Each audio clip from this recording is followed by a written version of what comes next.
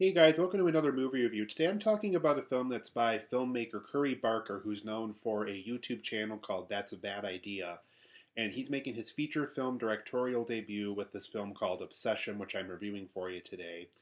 Like I said, Curry Barker's known for his YouTube content. He made a hour-long film. I wouldn't say it's feature length at only 1 hour, but he made a film called Milk and Cereal a couple years ago. And so, like, basically, long story short, he got funding to do this Obsession movie, and it sounds like he kind of has more ideas of what to do with the horror genre, with the comedy genre, and I believe he even has his next two films lined up, if I'm not mistaken on that. But in this film, Obsession, you guys, like I said, this is his directorial debut for Curry Barker. Um, he has a story where this guy has this lifelong crush on this friend of his that's in his friend group. Excuse me, my voice is starting to give out. And basically, he doesn't know how to ask her out. He's just clearly it's to the point where he's too infatuated with her at this point to really do anything with it. So basically, um, this character named Bear that we follow, who's the main character of the story, goes to this novelty shop. He finds out that this girl, Nikki, which is his crush basically, lost this special necklace while she was giving him a phone call one day. And so basically, to make up for it, basically he goes to this gift shop of some kind, this novelty shop. And while looking for a necklace, he doesn't really find anything that he thinks Nikki would like. But he finds something there called a one wish willow. And it's something where you make one wish, no matter how many more you buy, you can only get one. And basically, any wish that you have comes true, but with a twist. And we'll get into that in just a little bit. And so basically, at first he's going to give this one wish willow to Nikki, but through this trivia night, through a series of events, through some advice that a good friend of his has trying to give him to ask Nikki out properly, things aren't going right. Bear's getting the impression that Nikki really doesn't want anything to do with him. She just likes being friends with him. They work at the same music store. She's turning in her 2 weeks. She's about to go to a different job soon. And so Bear's at a point where he doesn't think Nikki's ever going to go out with him, no matter how proper he asks her out and finds the right opportunity to ask her out. And so he resorts to the One Wish Willow, which was originally going to be a gift to Nikki instead. But he decides to use it for himself because he wants to use the wish to make Nikki fall in love with him and make him, you know, make sure Nikki falls in love with me more than anything else in the entire world. And so, surely enough, at only $7 for this gift, the wish comes true, and Nikki is madly in love with him. But things aren't quite going right. You know, at first, the first couple days are fine, the first week is fine, but something feels off. Nikki always kind of seems like she's in a trance. There's always something where she kind of snaps back to regular Nikki for a while, but then immediately goes back into that weird trance again. And so over time, Bear comes to the realization that maybe this wish wasn't worth granting because, yeah, sure, Nikki is madly in love with him. Clearly, she won't leave his sight and all this other stuff. But there's things about her. She seems to snap on a dime. She has mood swings. She gets angry very easily. There's times where if she gets jealous or feels like Bear is trying to get away from her in any chance to get, she gets really angry and aggressive and almost kind of violent about it. And so as the film progresses, the film makes the point it's essentially a cautionary tale of be careful what you wish for because if you're not careful, you're going to end up like Bear, where technically you got what you wanted, but at a cost. You know, your life is ruined. You feel like you have no alone time. You feel like your life essentially has to be with this person just to make it work out. And so over the course of this film, Bear has to figure out how can he undo the wish, if he can even undo it at all, and what are some options he has as far as how can he get away from Nikki, how can he stay friends with her, what are some options she has to potentially get out of this trance and out of this wish for good, and all of this happens over the course of Obsession. But overall, guys, going to my positive negatives right away. I really like this movie quite a bit. There's things about them getting into my negatives I'm going to try to be careful with. I would say for the rest of my review, make sure you've seen the full trailer for this movie because there's things in the trailer I'm going to acknowledge quite a bit. I am going to be as spoiler free as I can. I try to do that for almost all my movie reviews, but for this one in particular, there's a lot of stuff in the trailers I'm going to be bringing up. So make sure you've seen at least that full trailer for this. So when you go into this film, you at least know kind of some of the stuff that's in that trailer that exists for this film.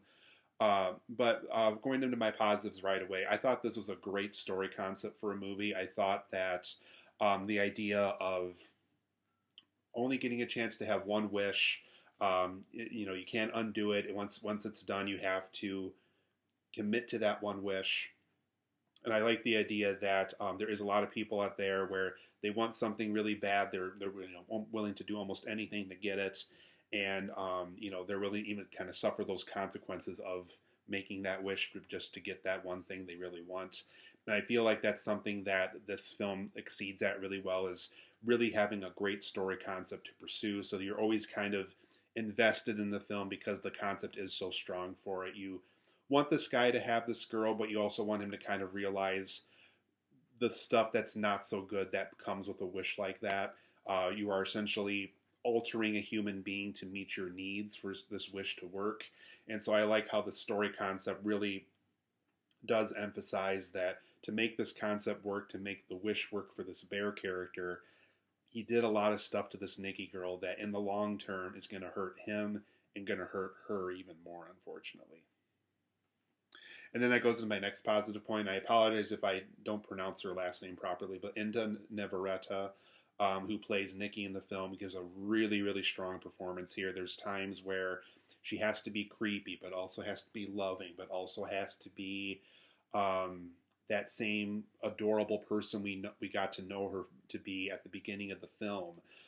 So I liked how diverse her role was. I liked how she still managed to be creepy while also being lovely and pretty and really likable at the same time. So there's a lot of stuff she has to balance over the course of this film. So whether that was Curry Barker's script, whether that was the stuff that she brought to the role, I thought was all very effective here. There's just a lot of times where I can just tell that it was probably a really uncomfortable set to be on just because of all of the weird stuff that her character has to do over the course of this film, and to maintain that and to come back the next day for filming for even more weird stuff I'm sure they had to film the following days.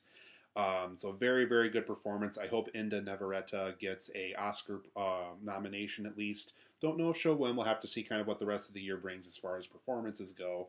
But her performance here is very, very strong. It's definitely a great example of what a great performance in a film can be.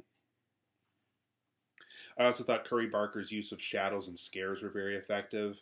And what I like too is he doesn't necessarily resort to jump scares in this film. A lot of the scares are when Nikki is kind of in this full trance, when the one Wish Willow is doing stuff to her that is really not desirable at all to bear, when she's doing stuff like, packing him a lunch that has a twist to it, a very undesirable twist to it, when Bear leaves for work, what exactly is Nikki doing while he's at work?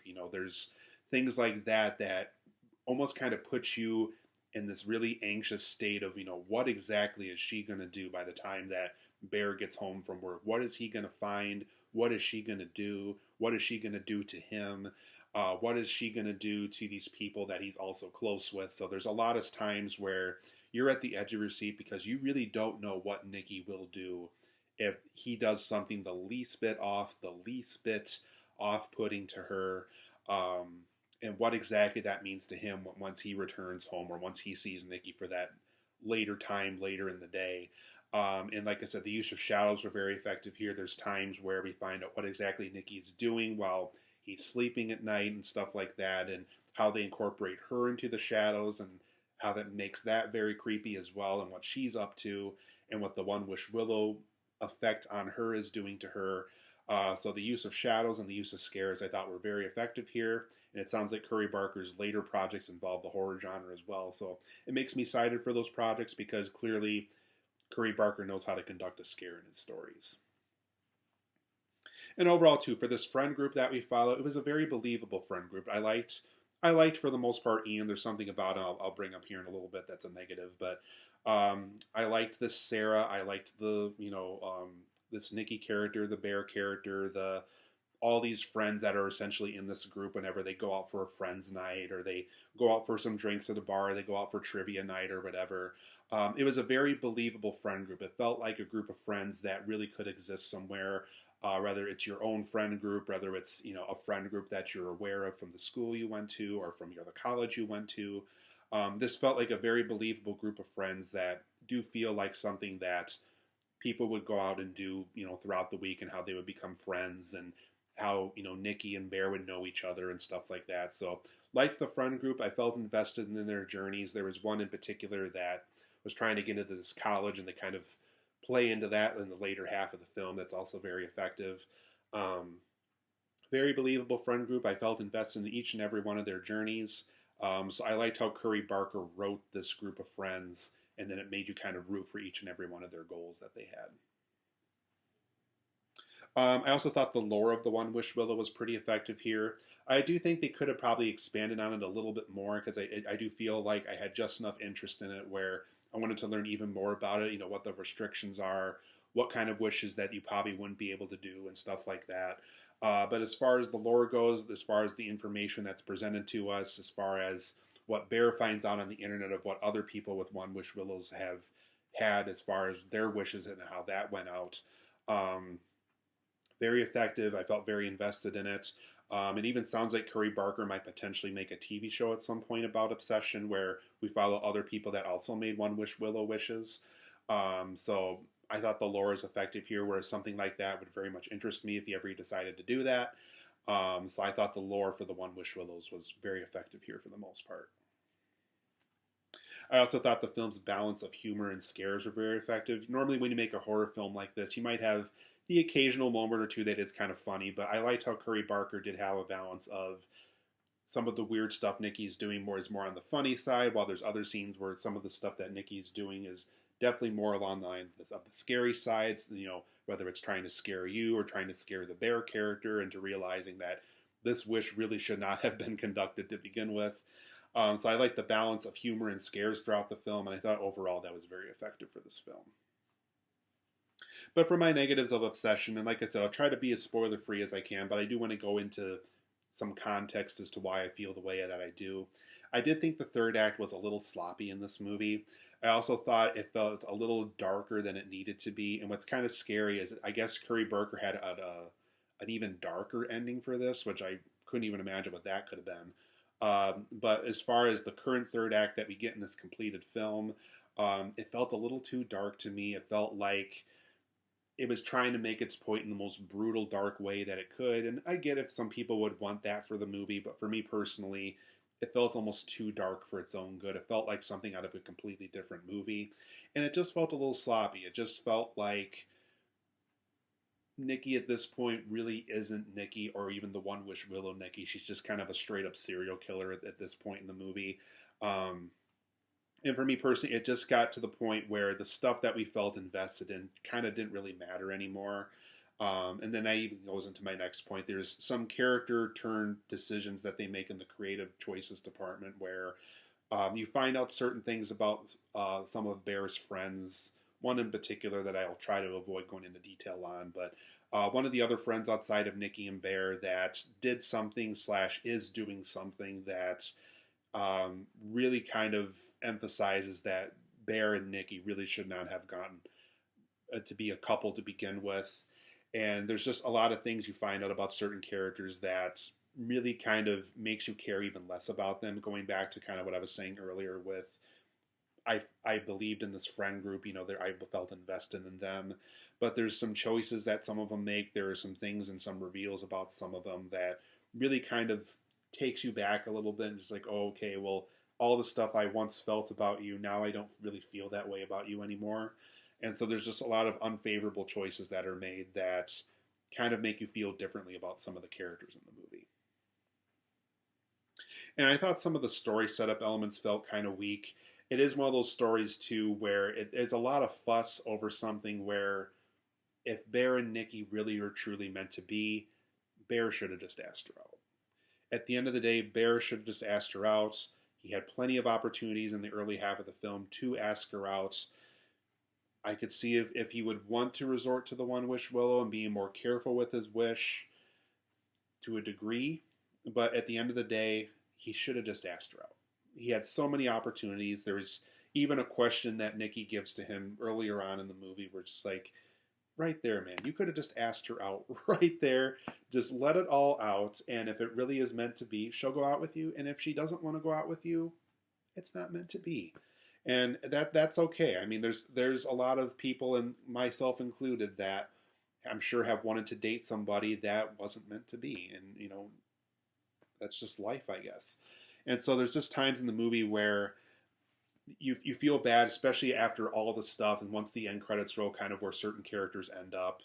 And at the end of the day, Bear just could have asked Nikki out, and so much of this chaos could have been prevented if he just did a normal person thing. And then my last negative, I know I'm kind of going long with this review here, but I felt like, and once again, this is in the trailer, so I'm not really spoiling anything. Be sure to watch the full trailer before continuing. Um, I don't get why the one Wish Willow had a call center if at the end of the day they don't really do anything. And that's one thing that the film tried to play off of. It almost kind of felt like they put it in there just for another scare in the movie, because there's something that they have access to that could scare the person that made the wish. And I get why Curry Barker included it. He also voiced the call center guy, so I can really see why he included this moment. But at the end of the day, too, it's just like, why even have a call center if they can't do anything about the wish? If they can't alter it, if they can't cancel it, if they can't answer further questions that aren't already on the box, I don't even get why you would even have a call center. Why put somebody through all that trouble, make somebody work there, make somebody, and anybody that works in customer service knows that if you have like no resources to answer somebody's question, it becomes an even more stressful, chaotic job. And so it's just one of those things where I don't get why even have a call center listed on the box if at the end of the day they're not even going to do anything about it. It just, it's something that kind of puzzled me. It's just like, okay, then why even offer it to begin with? At the end of the day, guys, I'm going to give Obsession a 9 out of 10. There is tons of things to love about it. I really enjoyed it. Like I said, the third act is a little sloppy to me. Some character choices are a little unfavorable to me, but I do enjoy the film. I do recommend that you see it. Tons of things to really like about it. 9 out of 10 for me. The stuff that works really well in the movie. But like I said, some of the stuff that didn't work so well needed to be improved, I thought. So it's a 9 out of 10. Really like the film. Be sure to see Obsession if you're interested in it.